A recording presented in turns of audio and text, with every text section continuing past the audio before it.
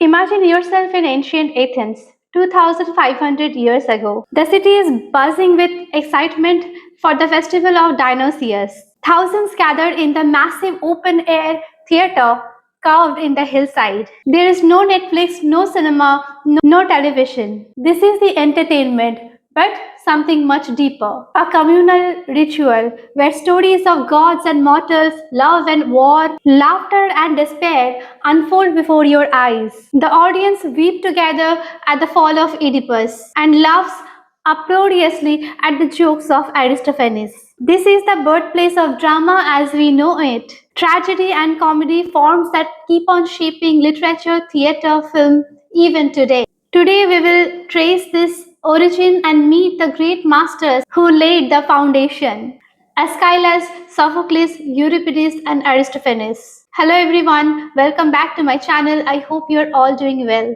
I am Dr. Riya Datto and I make videos on English literature, literary theory, and linguistic topics. If that is something of interest to you, consider subscribing. I have decided that I will cover the syllabus of NTA NET in English.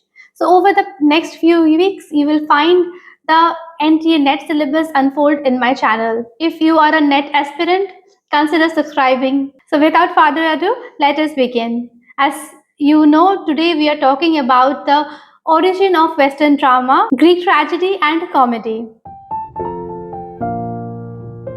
Drama in the West originates in ancient Greece, around 5th century BCE in Athens. Rooted in the religious rituals of Dionysius, the god of wine, fertility, and ecstasy. Initially part of dithyrambic choruses, songs and dance performed in groups in Dionysius' festival. Drama evolved from ritual, then to performance, and then to literary form. There were two primary branches: tragedy, which is serious, moral, and often dealing with the fate of humans as well as the sufferings of humans. And the second one is comedy, which is often satirical, mocking politics, society, and human follies. As we are talking about the Greek tragedy, let us first talk about the etymology of the word tragedy. The word tragedy comes from the word tragoidia, which means goat song, perhaps from the goat sacrifice or the prize given. Let's discuss briefly on the first dramatic steps.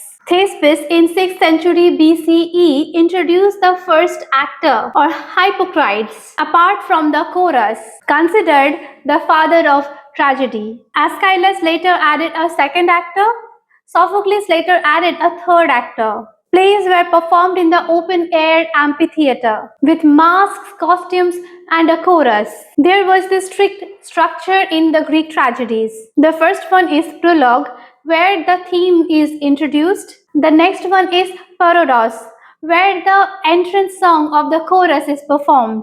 The third one is episodos, that is the dialogues between the actors. The fourth one is statismon, that is the choral odes reflecting on the action. And the fifth one or the last one is exodus, that is the conclusion. What were the popular themes? The popular themes were fate versus free will, hubris, that is excessive pride, divine justice, and human suffering. Let's talk about Aeschylus.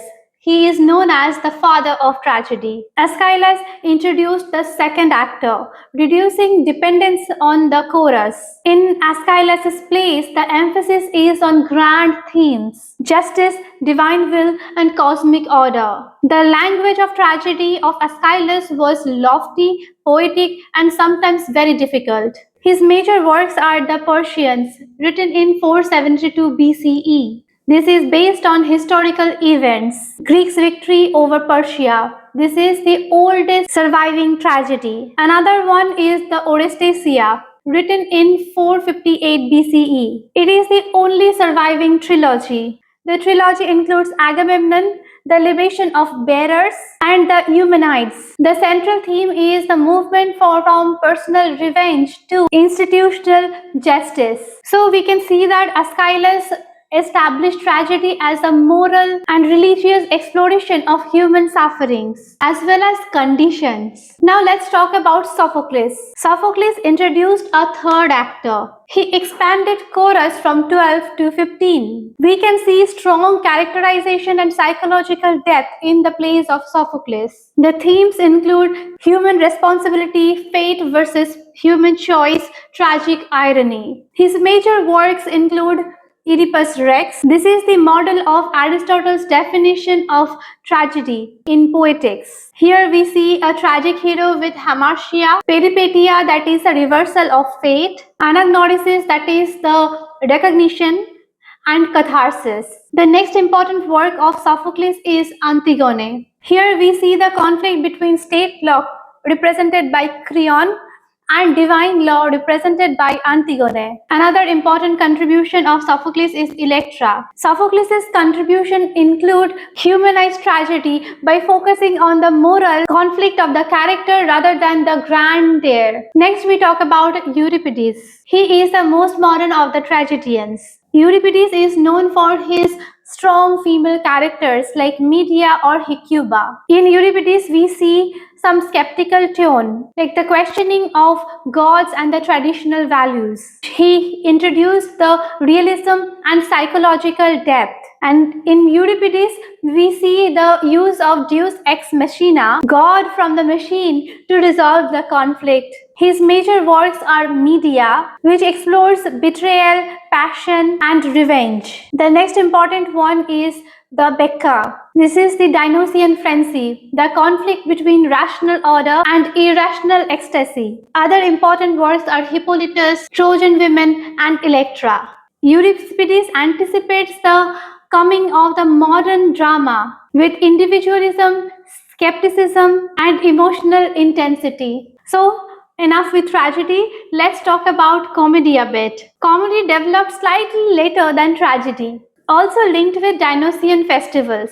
Old comedy can be found in 5th century BCE by Aristophanes. Here we can find political satire, parody of public figures, and crude humor. The middle comedy came around 4th century BCE. These are less political and more on social and domestic themes. The new comedy is late 4th and 3rd century BCE by Menander. These are focused on private life, family, and marriage. We can easily say that these are the prototypes of later Roman and European comedies. Let's talk about Aristophanes a bit. He is the greatest exponent of the old comedy. His comedies are marked by witty dialogue, biting satire, and sexual humor. And his plots are fantastical. His works often criticized Athenian philosophers, politicians, and playwrights. His major works include Lysistrata, Women Withhold Sex to Stop the War. Here we find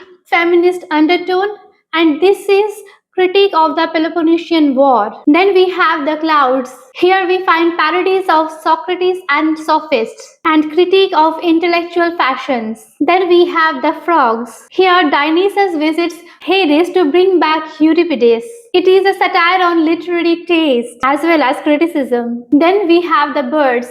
This is a utopian fantasy of building a city in the sky. Aristophanes preserved the spirit of free speech in Athens and gave later comedy its subversive and satirical function. Let's talk about Aristotle's poetics a bit. Without it, this entire discussion will be meaningless.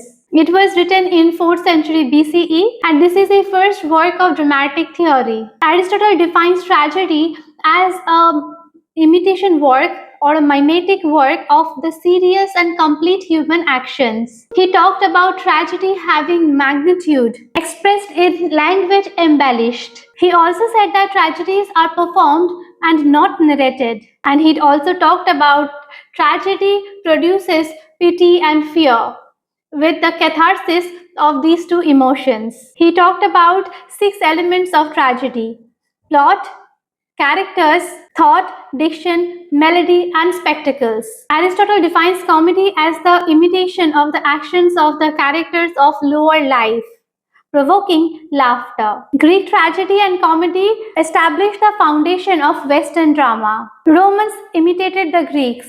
Seneca in tragedy Plautus and Terence in comedy. In Renaissance, the rediscovery of Aristotle's poetics shaped the neoclassical dramas. Modern drama is still influenced by tragic hero concept. We can see this concept explode from Shakespeare to the modern playwrights. Then we see the use of comedy as comic satire, from Aristophanes to Molière to the modern playwrights. Contemporary playwrights like Beckett or Brecht often return to Greek models, either to adapt or to subvert them. So, to conclude this entire discussion, we can say that Western drama began in rituals and religion and ended in literature and theatre. Tragedy is equal to deep morals, humans, and philosophical questions. Comedy is equal to laughter as social critique, questioning authority and conventions. The dual inheritance, serious tragedy and satirical comedy, still defines